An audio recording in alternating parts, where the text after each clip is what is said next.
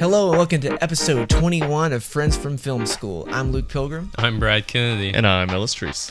All right, today we have a very special guest, an actress, someone who we've worked with many times actually. Her name is Erin Ownbey. She is based in Atlanta, Georgia.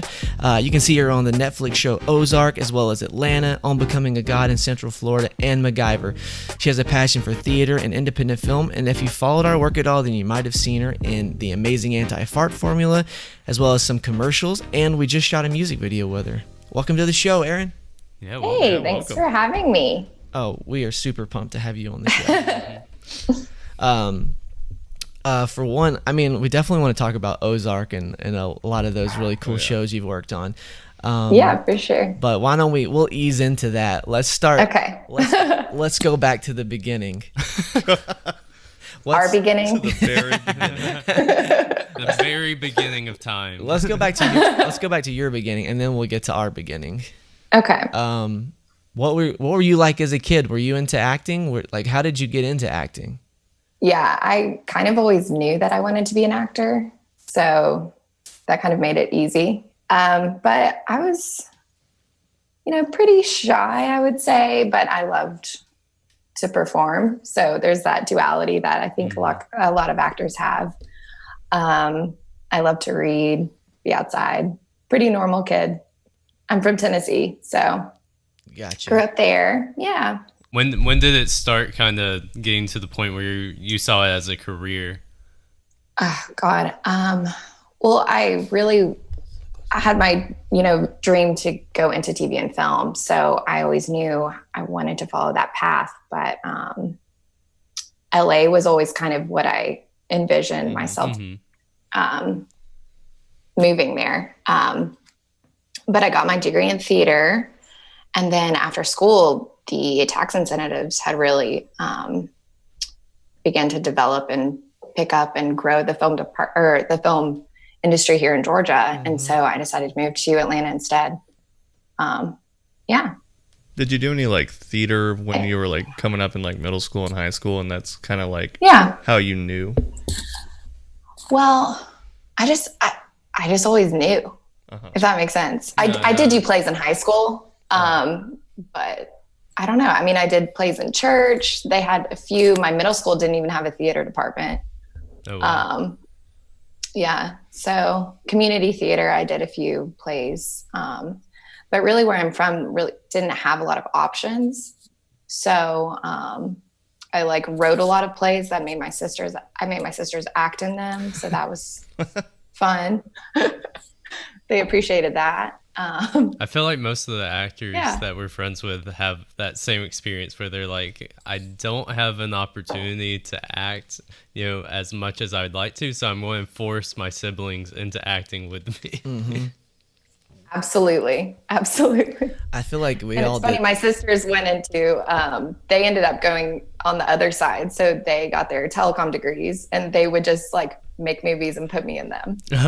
Nice. So we reversed that a little bit. I feel like we all kind of had that.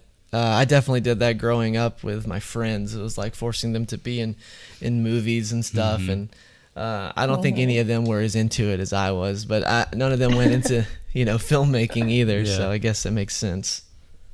I think we should watch the movies if you have them. I think so too, 100%. That would be fun. Your cousin Rhett, isn't he he does. Luke Pilgrim historian? He does have a lot of the. He has all my old demos from when I was a kid recording music. Seriously, I was 12 years old and I sent him these tapes so he could hear my songs. And he's got MP3s of everything saved. But we did make a movie called No Escape together. And I played the killer. I was only this tall, dude, 4 feet tall. And I remember this one scene. I jumped on my uncle's back, and I had a mask on, I was gonna stab him and everything. But I'm supposed to be the killer. I was really into the movie Scream. I watched a lot of stuff too early that I shouldn't have been watching. But I was obsessed with Scream, and it was right around that time when those movies were coming out. So we made a movie called No Escape, and it was hilarious. Well, maybe I can find it. I feel like your whole family just puts you in these situations where they're just recording you for their own entertainment or something when you're a kid, man. Yeah, I don't know. It was my idea to do these crazy things though. So, well, So what were some of your killers? Yeah. what were some of your like young movies and stuff that you and your sisters did? So the first play I ever directed was Cinderella, a remix. And the remix. Nice. It was like in my cousin's backyard, and I got to cast it, and I cast myself as the evil stepmother. So nice. Yeah. Did you feel like that was the juicier role? My acting path. Oh, for sure. For sure. And it was the role with all the conflict. I get to be mean to everyone. It wants to be Cinderella, man. Yeah, for real. And it was in the backyard. Boring. You said it was in the backyard? Yeah, the stage was the trampoline. Oh, nice. Which is pretty. Yeah. So okay. That was a good one. I was picturing like a really picturesque moment, but I guess the trampoline makes sense. I thought you guys had built a stage. You had like a Hallmark moment. Nope. No, I think my sister once she like got off the trampoline to like do her wardrobe change, and she like stepped in dog poop. It was really that was the icing on the cake of the whole. Yeah.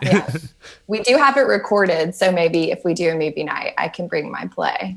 Oh, Cinderella remix. So maybe that's our next idea. Instead of like a night of the movies where we have short films from all over the world, we show like people's early home movies. Our terrible home movies. Yeah. When we were kids. And they're so funny. People might be into that. I don't know. Probably not. But I would be there. Yeah. If Erin would buy audience of one. So what about, I'd love to talk about Ozark a little bit. I thought you were great on the show. It was exciting too. Thank you. I was just watching it. I wasn't sure when I knew you were in it, but I didn't know when you were going to pop up, you know? Mm-hmm. And then you did great. Your part was so cool. I was like, oh man, I hope they bring her back later, you know? It was so great to see you on there. So who directed that episode? Jason Bateman. Oh, that's cool. That's so cool. Yeah. Man, what's he like as a director? He's good. He's to the point. He basically is just like he is, like as you an see actor. his characters. Yeah. He knows what he wants, and I mean, we had a couple of difficult shots. We also had like a actual room of real live babies that we were like recording with. Oh, wow. Yeah, that's what my question was going to be. Like, what was it like working with all those children? Honestly, it was hilarious. Like we had. Because I guess with like SAG roles, they have twins. So there was like one baby, and then one baby could only work a certain amount of time. So I had 2 sets of twins that I worked with during just one day. Are these babies SAG? Like, are the babies have SAG? They're getting, I don't think so. I think they're extras. Okay. But I don't know. Wow. Can you imagine just having SAG growing up? You just don't. Baby rates are higher, and then the parents get paid too. So you're getting paid for both babies, and then the parent being on set. That makes sense because you got to be there. So you're basically working. Exactly. I guess. You don't think parents just drop off their daycare? Young baby. Like, yeah, you got it. They're like, okay, this is daycare. We're making a movie. Wow, that's crazy. Yeah, so that was fun, and just a lot of like, as an actor, it's a challenge, but also like a cool challenge. I love challenges. So we're like talking, but he wanted it to be really natural. So he's like, if babies are crying, it's fine, just let them cry, because that's what they would do, in real life.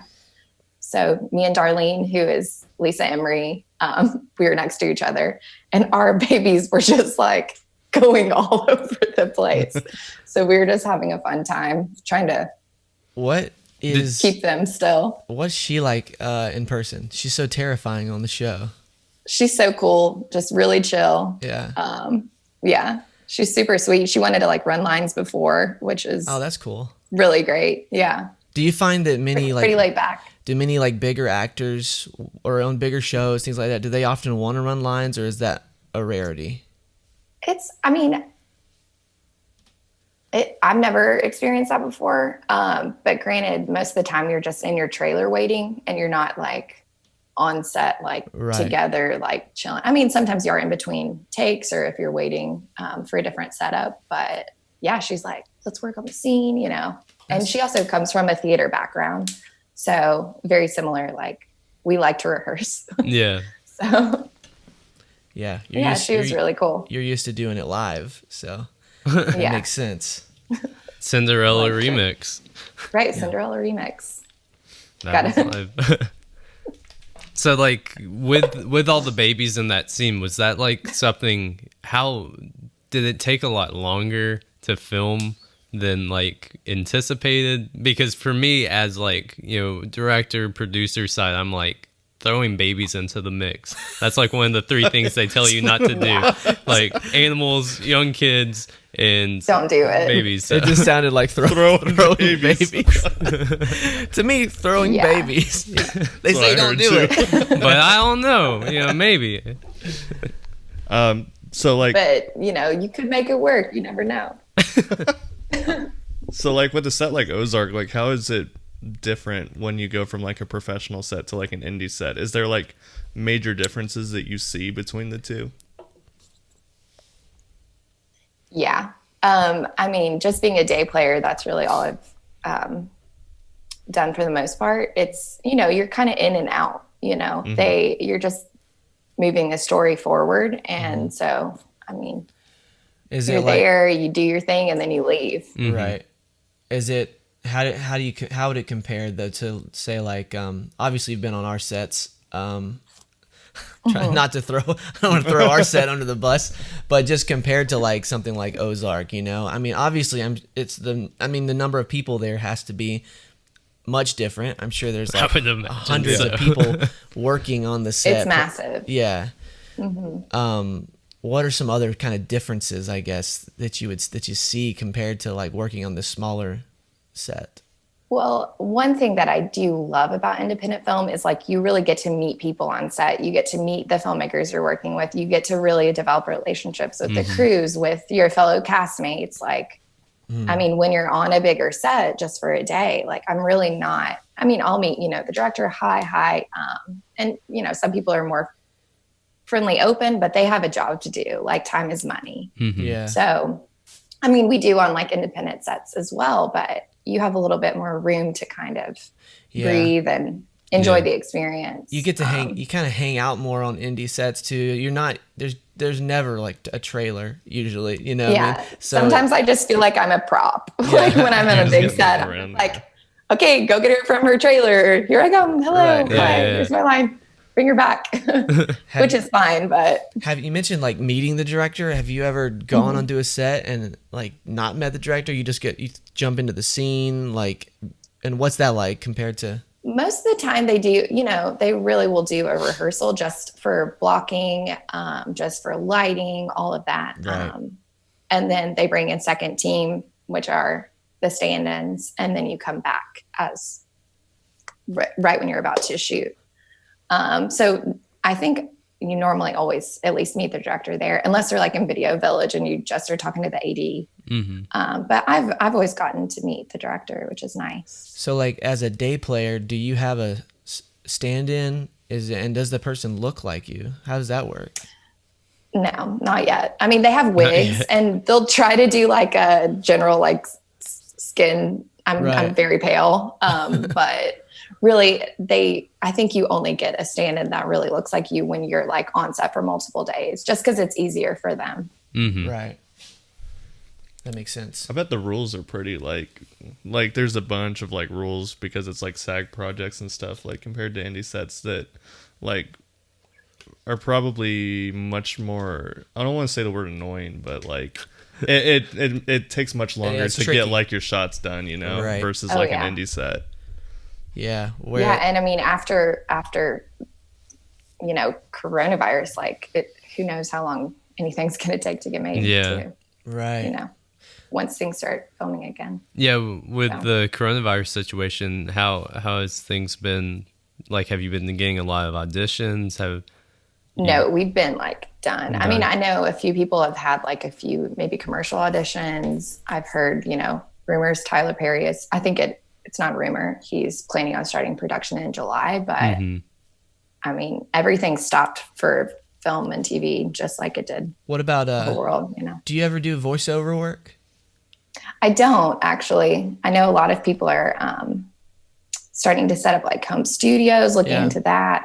I could do it. My voice is just very like old lady, like kind of raspy. Like, so Somebody into that. Somebody might need that though, Erin. You never know. Yeah, there's a right? market for Everything. old Cartoons. raspy lady.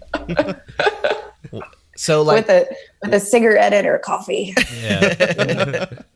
what's the speaking of coronavirus? Well, I mean, this is kind of interesting because the last thing any of us did, we worked together on a project, which was We did. And we haven't really talked about it a lot because the video hasn't come out yet, but we can say a little bit, it's a music video for the Indigo Girls, and it's a really cool video, really cool concept. We all had a blast shooting it. It was a real rush job just to get it shot. I'm so glad that we did. I am too. Oh, yeah. They were definitely pushing hard to get it shot because they were about to leave for tour for like months. So they were like, we got this window to shoot it. And then of course now they're not on tour because of all this happened, but still it pushed us to get in there, get it shot. And it was great because we were able to get this really cool, really creative, fun shoot tackled and done right, but literally the next day. I mean, it was happening. Like it was already like the impending doom. We could already feel it. Like people were like talking on the news. It was like, this is bad, guys, whatever. And then the next they canceled NBA the second day of shooting. It was like when we were coming back crazy. to set. right, Yeah. and then we stopped coming into the office literally the next day, few days, like next week for sure. Yeah. And that was the last thing Erin worked on too. So that It was. if we never get to film again, that's our legacy. I think they're That shoot was super fun too. So it was a good one to kind of have a little bit of a break after that. Yeah, that my biggest concern was like, because after we went to working at home, I was like, what would we have done if we only got one day shot, and then either everyone's like, hey, I don't want to show up to set because I don't feel comfortable, or you know, like we really lucked out, and that it almost kept me up at night one day where I was like, just thinking of all of the possibilities of how it could have gone wrong. Yeah, and because it was such a big shoot too, like we had so many props and such, wardrobe stuff, and honestly for us, a lot of extras. It was a pretty and they were driving from Atlanta, so I mean, anyone could have been like. I think if it was like a day or two later, it wouldn't have happened. Which is. And that's really crazy. A day or two. Yeah, it was that close. Yeah. Like we were on the line of like, are we putting ourselves in danger right now? We don't know. Putting our crew, putting the crew in danger. What was so crazy though is like whenever we were on set, I was like so paranoid because I was like, dude, anyone could have this thing. Like it could be like anywhere, but in reality, there was maybe like a handful of people that like had it in like at that point, and now it's just like. If you go to like the grocery store, you could like get the virus now, man. I know, but I feel safer now because I guess I've gotten used to it. Yeah, but it was like weird, at the time it was because we all went to the dollar store to like stock up on stuff because the grocery store. That was the day after. Yeah, this is the day after. We were like getting ready. We were like, I guess we need to stock up on groceries. Everyone's going crazy. The grocery store was insane, so we went to the dollar store instead, right? And it was like a movie. Ellis had his phone out, and he's just like, "Oh yeah, we were listening to like the state of emergency or whatever on the phone, like on the drive there." Talking, and I'm just driving. We're in Dahlonega in this wooded area. I'm like, this is like the start of some zombie apocalypse movie. It felt like it for real. Yeah.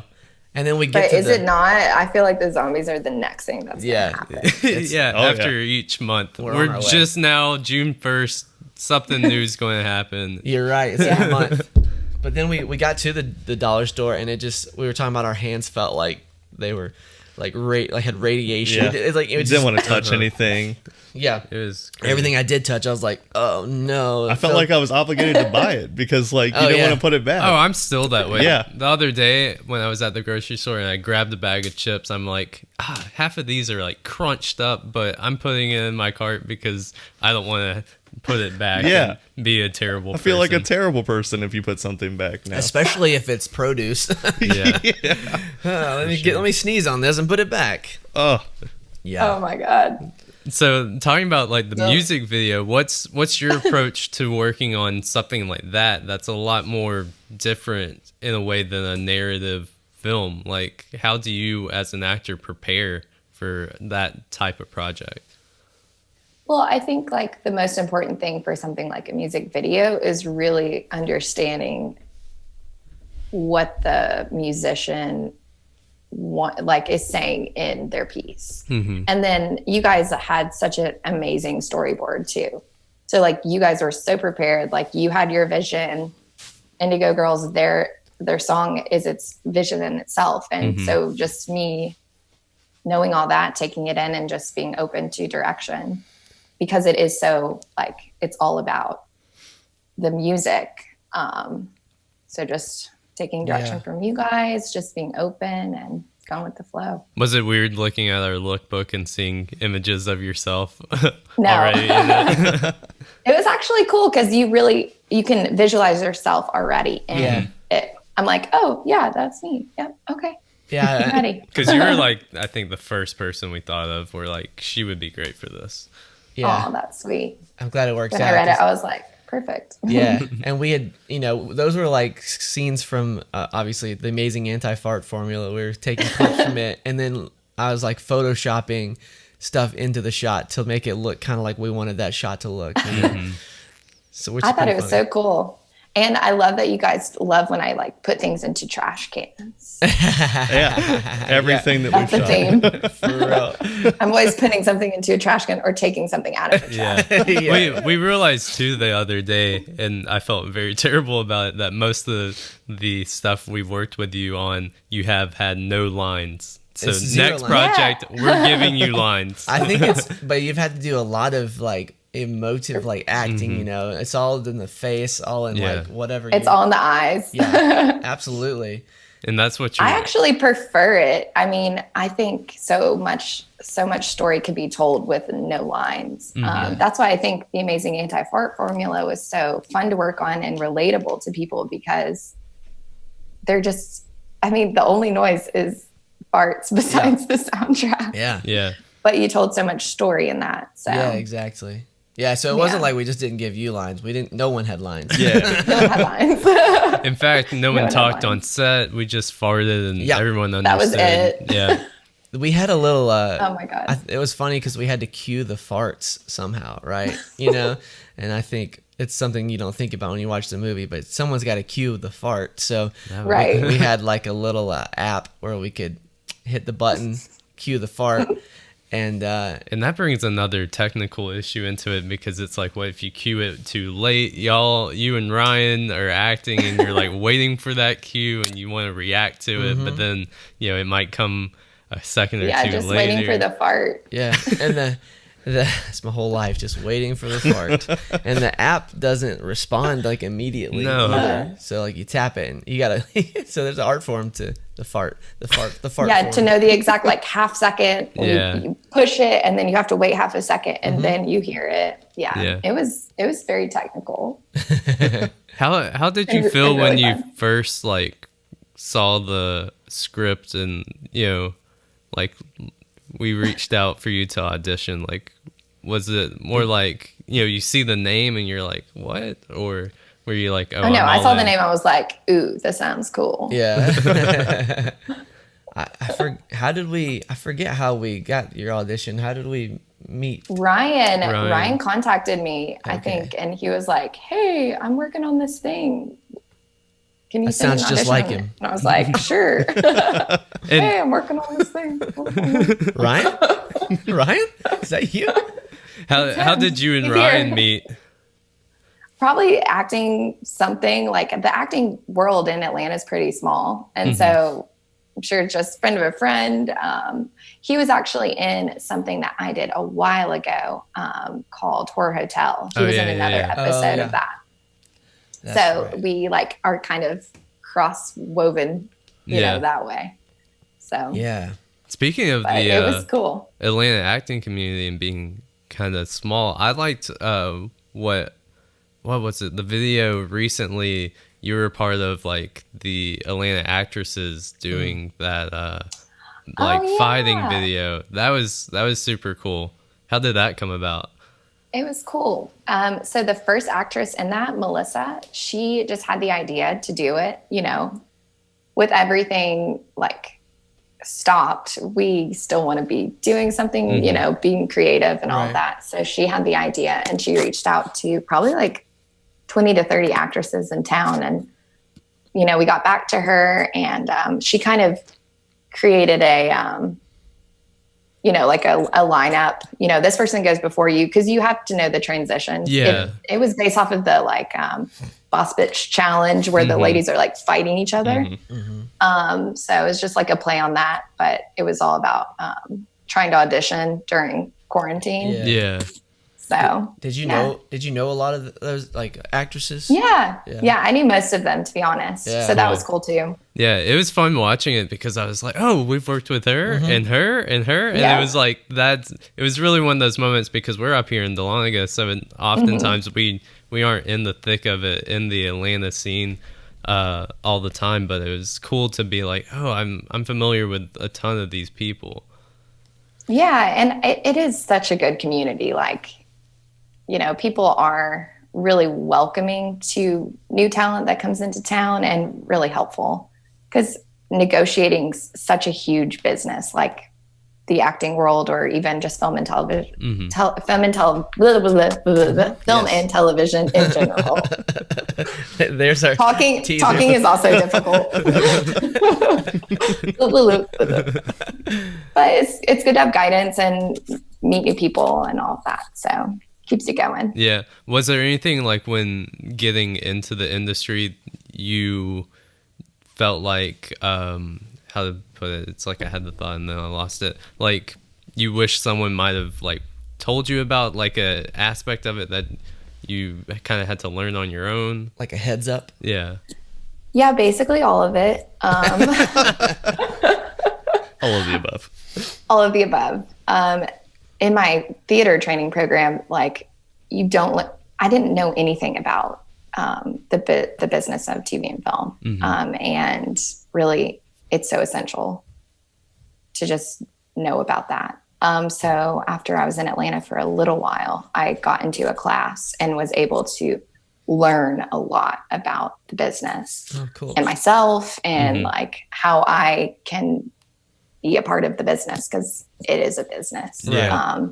And when you say the business, what do you mean, like specifically, like agents, negotiating, like contract stuff like that? Yeah, like agents, like casting directors. When you are auditioning for a show, like you need to audition a certain way because of the style of the show, blah, blah, blah. What happens after your audition is gone? Like you send it off. What after that? Like, I think it's so important just to know every aspect of it, you know? Yeah, that's something they don't usually teach in acting courses, I guess, you know, or school, or if it's like acting, you know, if you're taking theater or things like that, I guess you might not be getting as much of the business side of things. I mean, that's something that even when we were in film school, I know they picked up on that probably when you were going through, you got more business side of the I guess the business side of filmmaking kind of training, but we didn't have as much of that in our program either. It's been similar. Right. It's a lot of just sort of learning on the as you go. Yeah, trial and error. It's the best way to learn though, man. Yeah, because like you can only do so much in school versus that's true. Yeah, just doing it. That's true. Yeah, I guess that's the case for everything, because even when they're teaching you about setting up and blocking shots and whatever, sometimes it all goes out the window because you get on set and it's like, oh, I didn't know there was a tree right there. So, right. Like I gotta reframe the whole scene. Cut down the tree. Yeah, we cut down the tree. The solution. Yeah, we did have something kind of like that, but the Sunnyside Drive. Well, that's because your cousin cut down the tree before we filmed. And there was a tree. We thought a tree would be there, and then when we got there was no tree. Yeah. Oh no. And so it didn't really affect the scene too much, I don't think. But there's always things like that. You gotta adjust on the fly. Exactly. That movie was notorious for having to adjust a lot of stuff, like even just time, because I remember we're trying to shoot like the first scene of pretty much the whole shoot. And what was it, hornets or Yeah. wasp or something were like right above us. So Luke's dad was there, and he's like, "Oh, I'm going to just kill these things." So he like makes like a makeshift flamethrower and just tries to kill them. Yeah, it was wild, man. Like lit a rag on fire, all kinds of stuff. Oh my God. We had the murder hornets way back when, Just man. throw Molotovs at murder hornets, dude. And you're like, how long will this take? Yeah, Exactly. That's me. I'm like, well, I wrote this schedule, and then it's just Brad's just got a vein that's That's like so slowly funny. growing like throughout the day. You just have your clipboard. You're like, and then it snaps. what? man. Yeah, staying on time on a movie set is hard and also very important. That's probably the one thing people don't know about behind the scenes is like just it's like you're trying to do so much. You never have enough time. You never have it's like even if you plan to have more, like several more days than you thought you needed, you're still like there's not enough time. It's always that way, and I don't know how it always happens, but I think that goes from indies to major motion pictures. For sure. That's Yeah. where like a super strong AD just becomes, I think, essential is to like mitigate how much more time you need. Yeah. You know? Or I mean, Yeah, and Or to like, just call it, just like Yeah. we're not getting the Yeah. shot, and Yeah. that's like must be one of the hardest things to do.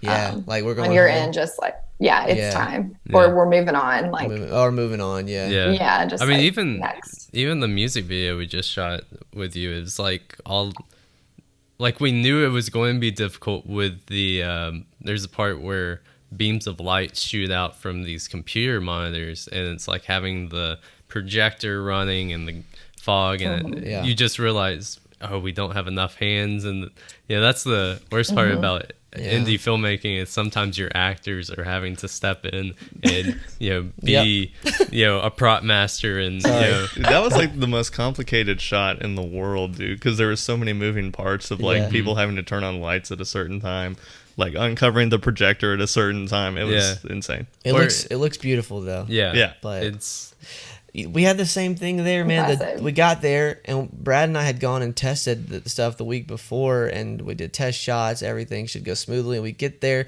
on the day of the shoot, and we can't open the door. The door is like broken, and it's like it's a garage style door that like pulls up, and that thing. and that was the integral part. We were going to have you walk through the door. Everyone was gonna walk through that door. It was like, and that door is like 150 years old or something. So it was just like it had been welded shut. But we literally had opened it five days prior or whatever it was.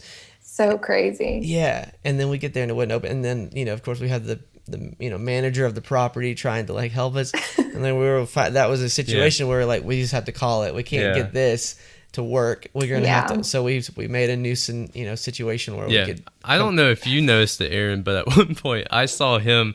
We're all filming, and he just takes like a sledgehammer, and he's in the background just banging on that thing, trying to fix it. And then eventually, I just see him out the corner of my eye, and he just gives up and leaves. And I was like, okay, I guess that's not happening. You're like, it's done. It's done. I think it worked out great though. Like that space was those so shots cool. are really cool too. Of like that whole building. Yeah, I'm convinced that building was haunted. Find. it is probably. I'm 100% convinced. For everybody listening, I'm sorry. One day this video will come out. You'll see it one we day. can't really direct you to it yet, but it's coming out. What about Atlanta? I'd love to talk about that show. I only recently watched all of it that's out so far. I hope there's a new season coming. I know they can't film and stuff right now, but yeah, I think they had just started like production. and they had to stop for season 3. But I think they're shooting season 3 and 4 together. Oh, that's cool, That's the rumor. man. how Who knows often now? are rumors like that in the film community? Always. There are always rumors. Are You they? just take everything with a grain of salt. Yeah. Well, yeah. Donald Glover, he can do anything. I guess he's a Genius. He's a genius for sure. genius. Man, that show is so good though. I watched a little bit of it, but once I really sat down and like binged through it, I saw really kind of the artistry of what they're doing, and Yeah. there's so many like weird, quirky things they do that I think are so cool. So what was it like being on that set? And was that just one day of filming? It was one day, and it was my first like big SAG co-star. Oh, nice. So it was pretty cool. The thing that made an easy transition for me just as an actor, like going onto that set, is they had like a 2-camera setup. Like we rehearsed like with Zazie Beetz. She's like one of the leads of the show. She's a great actress. Is she Val? Yeah. Okay. Gotcha. Yeah, she's Val. And they shoot like indie filmmakers on that set. And so for me, it was so comfortable already.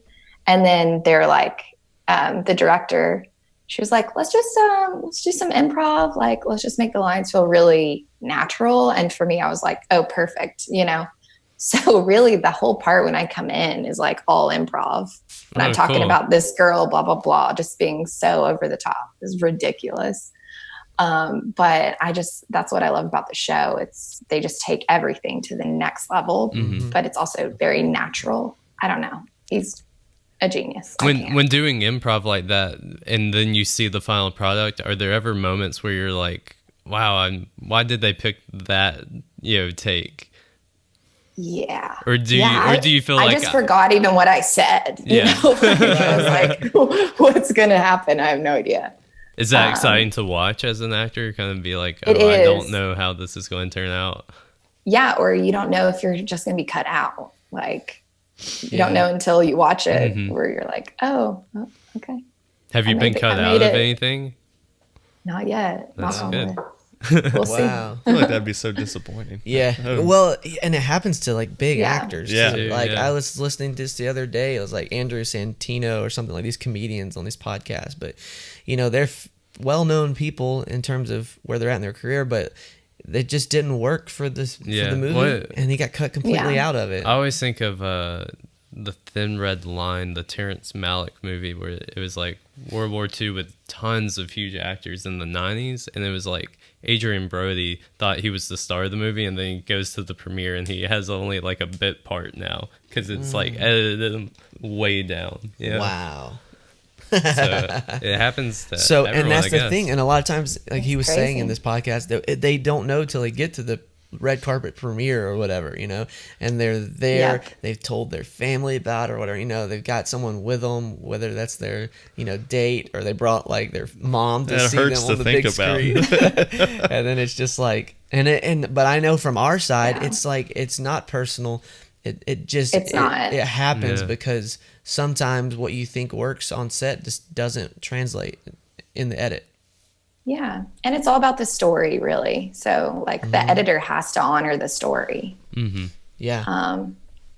And that's the thing too. Maybe it might be the editor making this call that, of course, the director is overseeing it, but the director might be too close to the project, or like the editor has like this unique position where he's not attached to like what happened on set or shot. Shots. Yeah. Right. And then so the editor might make a call, and then the director, it's something he or she would have never thought of, and then it makes the movie that much better. But then they gotta like probably talk to, or maybe work with that actor again and be like, I'm so sorry you got cut out, But it happens. Yeah, it happens to so many people, especially in the Southeast market, because where day players have bit parts, all of that, and so that's why I just don't even tell anyone this the time. Yeah. I'm just like, if it comes out, then I'm like, oh yeah. Do you wait until someone sends you that text? They're like, hey, I saw you on that. And you're like, okay, I'm on that. Oh, yeah. I do like to kind of feel it out. Luckily for Ozark, I knew that I made the cut because they did like a little clip of my scene before it came out. So I was like, oh, cool. Okay. Yeah, like you were in like the teaser trailer, which was awesome. It was very surprising. I was like, oh my God. Yeah, that shot where it like comes up, from from when she stabbed the tire, it like comes up and then turns and stuff. I felt like was that a complicated shot, because you were mentioning complicated? It was very difficult. Yeah. Because we took that shot all the way from me walking out of both of us walking out of the school. Oh, did they cut that out? All the way. it's all one shot. Oh, wow. No, when you watch the episode, you can see the full like shot. Just for the teaser, they cut it a little bit, but okay. So it's like a walk, and it's maybe like a 40-second shot. Oh, wow, that's rough. Continual. It was difficult because I'm like walking. She has to go stab the tire. She walks to her car. I have a real baby in my stroller, so I have to like put the brake on, but like also not look down and and then go over and then look, and then she's. I feel like motions like that too is a very difficult thing that sometimes even as a rider or something you don't think about. You're like, oh yeah, simple. They just stop the buggy, but like as an actor, you're like, this takes a few more steps, and almost like I can't divert my eye line. I have to be natural in doing it, but. Yeah, and I can't let this baby fall off the curb. Yeah. I don't know. I mean, you can throw the baby. Yeah. We got to bring in a new baby. You can bring in the twin. Throw babies off the curb. Forget about it. When the girl who was doing the stand-in work for me for that scene, she had the buggy too, but there was not a baby in it, and she like went through the action. And she thought she put the brake down, but it didn't go down. And then the buggy just went off the curb. And I was like, I cannot do that. Oh my God. The whole time I was just like, there's going to be a real baby in there. Terrifying. But it worked out. That probably happened for a reason where it's like, you needed to see her do that for you to go, okay, I cannot let that happen. I have to be very careful. So, we were talking to Ryan last week, and he was talking about Ryan King. Yeah, not Ryan Lippman. But Okay. We know way too many Ryans. Yes. Yeah. He was talking about Good name. how he gets typecast as like fun dads and doctors all the time, and I was wondering if like you have a character that you seem to get roles for more often than like other characters. Yes. Okay, mine's like not completely defined yet, but it's normally someone doing something very bizarre. Like I'm always doing something strange. And also being like really nice and earnest. I get earnest a lot. Yeah.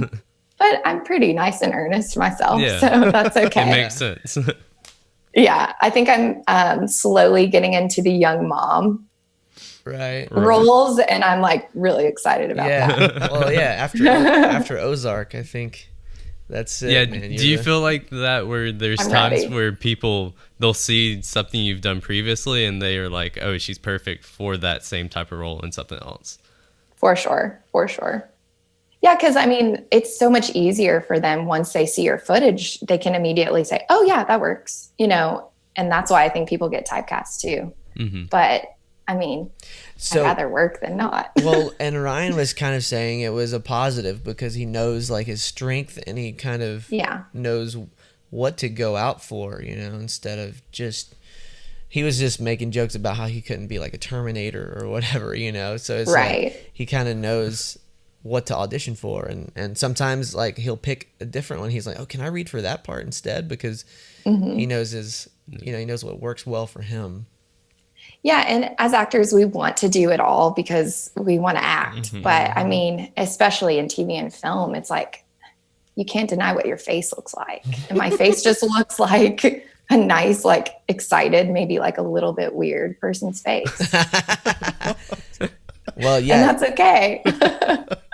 you have like big expressive eyes, and they're so I think.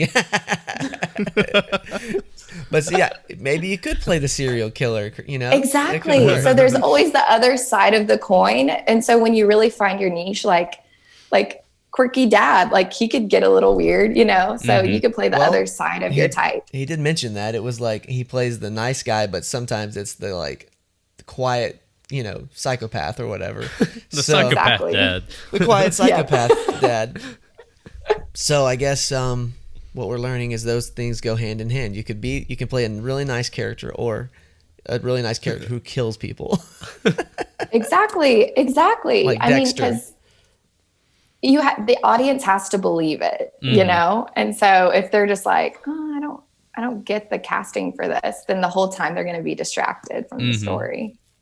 But if I'm just being like excited and then I kill someone, like nice mom, and then I'm like, then like, oh, I didn't expect it. You let the stroller fall off. And I'm just It goes off the curb. And you're like, yes. Well, we'll get to work writing that for you right away. The nice mom who murders I'm people. ready. But Mom. But it's perfect. So many things like in the stroller. Yeah. It's just, you never know. Yeah. She's No one got the expects a stroller, mother with pulls a bunch of out weapons. a giant knife. Yeah, they're just stashed in But it. you're killing people to protect your child, you know? Oh, totally, So the audience totally. will empathize. Good mom. Yeah. Good mom, terrible murderer. Yeah. Murder mom. Dun, This dun. summer. Murder mom. Taking revenge. Is this the next Netflix special? I'm Yeah. down. It's this is A Lifetime movie. the for June sure. the June thing of 2020. You know, you thought murder Hornets? hornets were Wait. bad, but wait till you see murder mom. Yeah. Murder mom. I like Coming at you with an oven mitt. it. Spatula in hand. Yeah. Chopping up some like carrots and you just throw the knife. Don't be mean to my kids like that. PTA is over. PTA board. I'm out of here. Get into the minivan, kids. We're going. This Yeah. film is We're not going yet to rated. kill people. It's on. I could play that. So, I love it. That's what we should do for more podcast episodes. We just riff. Movie Movie pitches. ideas, yeah. Terrible movie pitch. Yeah.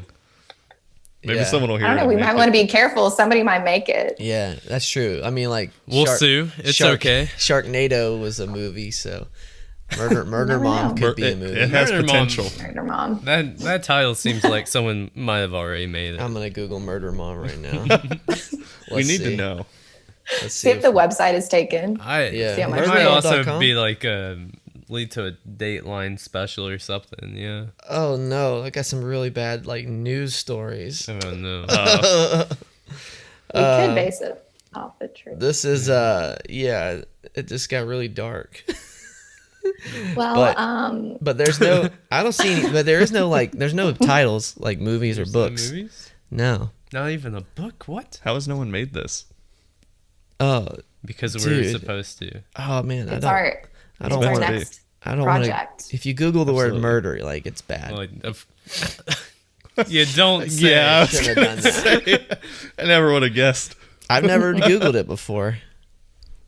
Actually, I haven't either. It didn't show up a bunch of crows hanging together. I've never Googled murder.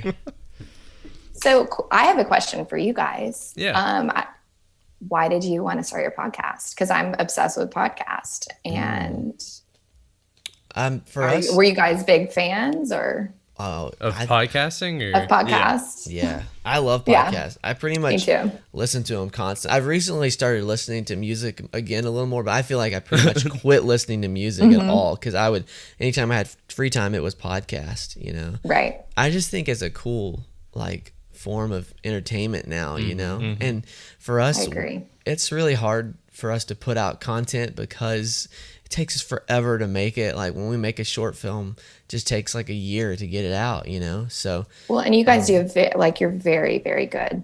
thank you. Very talented filmmakers. So you're not like rushing your work. Right. So it takes a while. And then even just doing other things like short videos take time. And then we also got to like pay the bills. So there's like yeah, jobs. there's work to be done. There's jobs we got to finish Right. for clients or whatever. So we were like, we could do a podcast every week and put, it's just very little editing, you know, and we put it together. We can get it out every week. And we know that that's a piece of content that we can do weekly. And that was kind of a big part of it was just, is it something we can do continuously and maintain, you know? Yeah, that was really, Love it. I think part of it too is just pushing ourselves to, you know, once we're like, oh, if that's what we're going to go after and do for the year 2020, you know, let's see if we can do one every week. So it kind of became that challenge. And Yeah. that's kind of the fun part of it, especially with how like leaving the office for a couple of months, you know, that became like,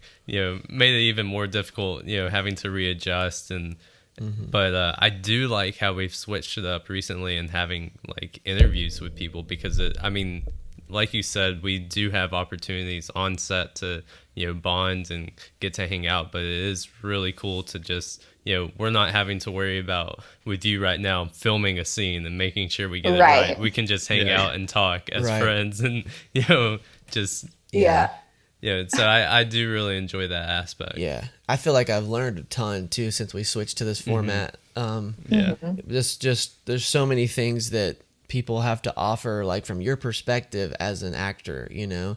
There's just things that we would never know because we're not actors, you know. We work with actors all the time, but we're not in their shoes. So there's just so much that we can learn, and when we have these kind of conversations. And it's rare, and I know Joe Rogan talks about this a lot, like it's rare that you would, the reason he likes podcasts, you never have like 3 hours where you can, ours isn't 3 hours, but you never have that Erin freaked out for 1 second. She's like, oh, wait a second. I gotta, but there's... I already can't talk. But typically you don't have that hour to sit down with someone uninterrupted. Like, you know, we're not looking at our phones and like checking Facebook right now. So that's another cool thing about podcasts, is it gives the opportunity for like real conversation again, which is kind of rare these days. Yeah, let it be known he did say we're not checking our phones. A minute ago, he checked his phone and Googled only for Google. Google murder. Only for Google, though. Google doesn't count. No, it doesn't. Because eventually Google will be in our brains, and we can just like search like, oh, now I have it. When we all have our microchips. Yeah, I'm ready. We'll just be like, have our glasses on and be like, bing, bing, Yeah. bing, bing, bing, bing, bing.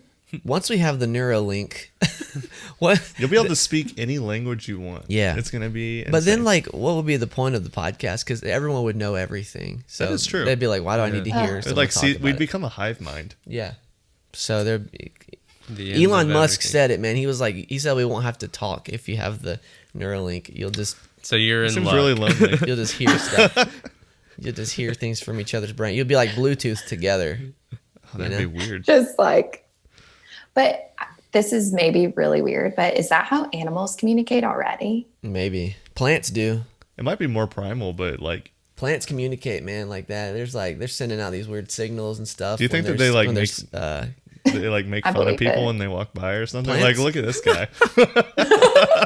well, I'm going to now become really self-conscious walking by the Judgmental. trees now. Thanks, Ellis. we could consult with who's the ladies? That's true. I don't know what their names are, but they definitely talk to the plants. So So what do you like about podcasts especially? And what's some of your favorite podcasts? I love them because I love to learn no matter what it is. So I feel like I'm just getting so much information that is like, I'm not going to sit down and read articles about like skincare or true crime, but listening to people do it is super fun. And I like them because you could really get a sense of like who that person is. Yeah. Like it's very intimate. Yeah. And my favorites, let's see. I really love My Favorite Murder. yeah, Yeah. Love it. Murder Mom. Murder Mom. That's going to be their next episode. if we titled our episodes, that would be the title: Murder Mom. Murder Mom. I love true crime podcasts. I love like health and wellness podcasts. All of them. Actor podcasts. I listen to a ton of those. Yeah, I listen to so many like comedy ones just because, I guess because of Joe Rogan's podcast, and then he would have guests, and then that's the cool thing is that you find new people to follow from there. Exactly. But you do feel like you know these people kind of, and they they talk about that being a problem because people come up to them feeling like they know them because they've heard like hundreds of hours of this person speaking, you know. But then they're and it's so intimate just in your ear and your head. You really do feel like you know these people. Like I feel like I am friends with Brene Brown now. It's like what? I'm like, I am friends with her. Have y'all ever I seen always like knew it. the memes where it's talking about like me listening to podcasts and it's some kid like sitting and it's looking at like a painting of people at a table like having lunch, and it's a kid with headphones like holding a glass of tea, like acting like they're engaged with like this painting. That's funny. And I feel like that's so true, where you're like, you're not really in the conversation, but you have that feeling. Yeah, that's how I feel with editing yeah, too. What's up? that's like, just shout out to Alex. He listens to the podcast a lot, but he was saying that he feels like that he'll like he'll just be listening and he'll go, oh, he like wants to like interject, but then he realizes he can't, you know. Yeah. But he actually does know us in person. So he can. So he could interject if he called. If we did this live. Yeah, we'll start doing it live, and he'll be like, absolutely, that's wrong. That would be so fun. You should do like one live episode. Yeah. See how it goes. That'd be awesome. Yeah. Episode 50. I think we should start calling people There you more go. often in the middle of it. We don't even tell them they're on. They're not. We don't tell them they're on the podcast. We just ask just them do the it. worst questions possible. Hey, We call Oh my people and God. scream at them. Like, what's wrong? Oh, nothing. You're on our podcast. Oh, hey, can we ask you a question? so I think it's great. What's your thoughts on Murder Mom, huh? Murder Mom 2021. 2021. Yep. So I guess we're almost to the end of the show here. I know it's sad, but No. what's you got any kind of like advice you would give an actor, like someone that's coming up? A lot of times we try to find out, you know, what kind of advice we could give a young actor or whatever the person we're interviewing does. But in your case, acting. Yeah, I think even 2 months ago, I would probably have a much different answer. But I think the most important thing is to like be living a full life and never let your pursuit of this career take precedent over your daily life being full. Wow, what that's a great Yeah. answer. That's like most everybody would give an answer more about the career oriented side, but that's a really good answer. Yeah. Yeah. I mean, it's something that I've like been able to really think about over, quarantine and, like I love acting. It's the only thing I've ever wanted to do ever, but like life is so much bigger than that. So Right. yeah. And people are so important. So Oh yeah. As we've seen, not being able to like talk to, or communicate or be around people, you realize how much you miss that. Like you miss that interaction. interaction. Yeah, or even just being in the office. Because we weren't working in the office for so long, it's like you start to go insane because you're like, I want to get back to some normalcy. right. So, I'm like an introvert at heart, and I was still like, and you're still going. I was still like, man, I really want to like Right. see somebody. I know.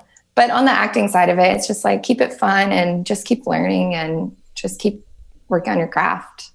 Cool. And just remember why you love it. Sweet. Anything you want to plug? Social media, new projects, stuff coming I don't know out. if you've heard, I'm in the new Indigo Girls music video that will be dropping sometime. I was hoping you were going to say that. I thought you were going to say, I don't know if you know this, but I'll be in a movie next year called Murder Mom. Murder Mom. Also that 2021 premiering on Lifetime. No, I don't really have anything. You can follow my Instagram. It's mainly just pictures of like flowers. I'm becoming a Audubon Society member soon, so I might be posting pictures of birds that I see. Nice. Sweet. All right. So You did say one of your interests are hummingbirds, so. I do love them. Actually, over the weekend, I had a small tragedy. My hummingbird feeder broke. Oh, no. Oh. So I have to get a new one. Yeah, I'm looking out at where it normally is, and normally they're feeding and they're not there. So I feel like I let them down. We have bird feeders here, and my wife loves them. We've attracted a lot of birds. Thankfully, the bear we had a bear a couple of years ago. You've also attracted a lot of squirrels. I was about to say, Yeah. she is mad about those squirrels. You should, yeah. My wife was like screaming at it's probably the only thing that might make her cuss. You know, she's like screaming at these squirrels. She's like, "Stop eating!" And the squirrel hangs upside down, like with his claws, and They're savages. Yeah. Like Yeah. and they are. his body's stretched like completely out, like he stretched this far, and he's like, it's just his nails eating the bird seeds. She gets so mad. Oh man. But yeah, we got. I mean, there has to be a way to keep them out. Maybe you need like a little, like a nut bowl for the squirrels that they'll go to that. Yeah. Yeah, I don't know how you do it, man. I'm sure I could. I was gonna say Carrie had a much more drastic solution. Yeah. Like a BB gun. Yeah, she wanted like a pellet gun or something. You know who to call? Murder Mom. Yeah, there you go. Hey, Murder Mom, can you come take care of my squirrel problem? I'm already there. I'm like, drives yeah. in on minivan. Just a minivan on 2 wheels comes through and just knocks over a bunch of squirrels. I'm like, get out of here, squirrels. Yeah. So that's Murder Mom's like killing people left and right, but then she's like really nice to kids and like, or maybe she's not killing squirrels. I feel like she'd be saving animals instead. It's of saving animals squirrels. and children. Yeah. Everyone else, forget about it. Yeah. Yeah. All right. Well, Erin, Yeah, that's that. thank you so much for being on the show today. Yeah, thanks for having me. This is great. I love you guys. We love love you You too. told too. me and I was like, I'm there. Awesome. Sweet. We'll have you Yeah. on again. Yeah, for Yeah. sure. It's good to see Awesome. you kind of in real life. Kind of, yeah. Yeah. Yeah. Like halfway there. Yeah. Yeah. It's a weird thing too, since we've been working on that music video. We feel like we've been seeing you almost every day. So Right. I bet. I Yeah. bet. Yeah, I was editing it during the quarantine, so I saw your face literally every day. A lot. Yeah, literally every day. And it's But so funny when you're an actor, like that's not creepy at all. You're like, cool. All right. Well, I guess let's Great. wrap it up, guys. Everybody, thank you so much for listening, and we'll see you next week. See you Yeah, we'll see you next then. week. Bye, y'all.